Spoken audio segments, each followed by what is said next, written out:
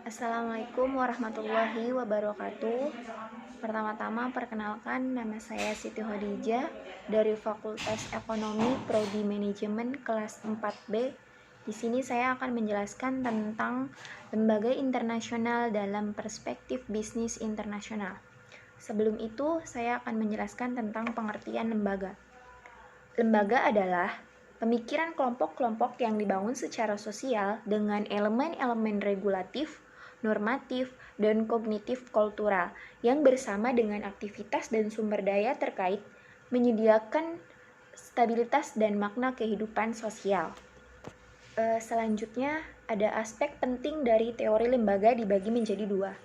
Yang pertama adalah lembaga dilihat dari sebagian kumpulan norma yang mengatur hubungan individu terhadap satu sama lain. Yang kedua, lembaga dibangun secara sosial, sebuah kelompok, masyarakat, atau kultur yang membangun dan mereka membatasi perilaku tersebut. Yang ketiga, ada tipe-tipe lembaga. Tipe-tipe lembaga dibagi menjadi dua, yaitu lembaga formal dan lembaga informal. Lembaga formal mempengaruhi tindakan melalui hukum dan peraturan. Contoh, Direktorat Jenderal for Competition Uni Eropa. Dan yang kedua, lembaga informal mempengaruhi tindakan menggunakan kultur dan ideologi. Contoh dapat ditemukan dalam pola-pola melingkupi hubungan pemasok dan perusahaan. Contoh dari lembaga formal tadi yang sudah dijelaskan adalah Direktorat Jenderal of Competition Uni Eropa. Nah, badan ini mempengaruhi perilaku perusahaan internasional ketika ia ingin melakukan penggabungan atau akuisisi, meskipun perusahaan-perusahaan yang terlibat di dalam transaksi yang diajukan bukan merupakan negara Eropa. Jika penggabungan bisnis ingin menjualnya ke Uni Eropa, akuisisinya memerlukan persetujuan Uni Eropa. Selanjutnya ada teori kelembagaan dan bisnis internasional. Nah, di sini menjelaskan tentang pembatasan suatu lembaga memberi arahan pada perusahaan untuk mengurangi ketidakpastian dalam lingkungan eksternal perusahaan.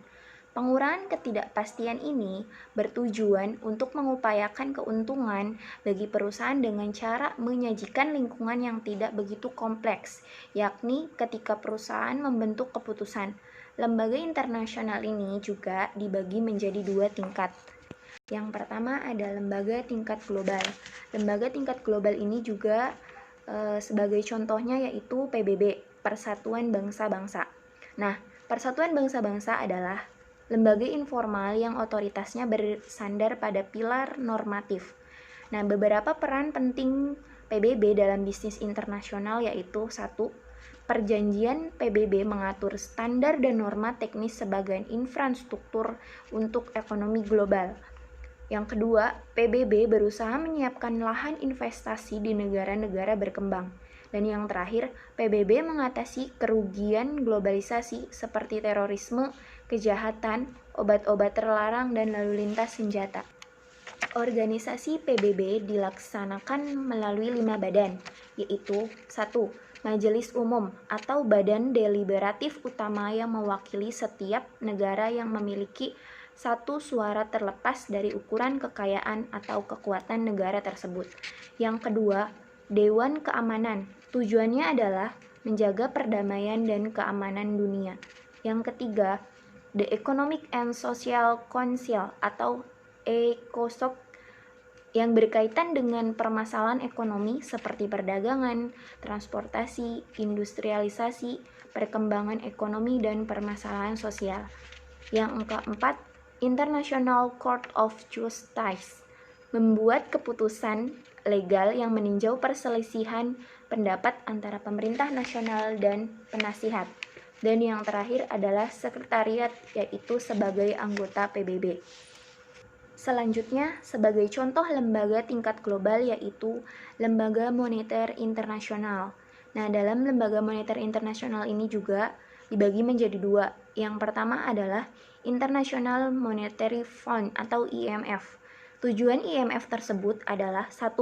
Mendorong kerjasama moneter internasional.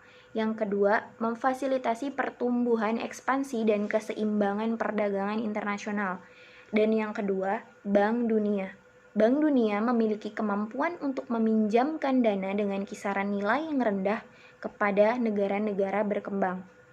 Dan yang ketiga adalah World Trade Organization atau WTO. WTO ini juga memiliki pengertian yaitu organisasi internasional global yang dirancang untuk menetapkan dan membantu menjalankan peraturan perdagangan antar negara. Prinsip-prinsip WTO. Yang pertama adalah perdagangan tanpa diskriminasi.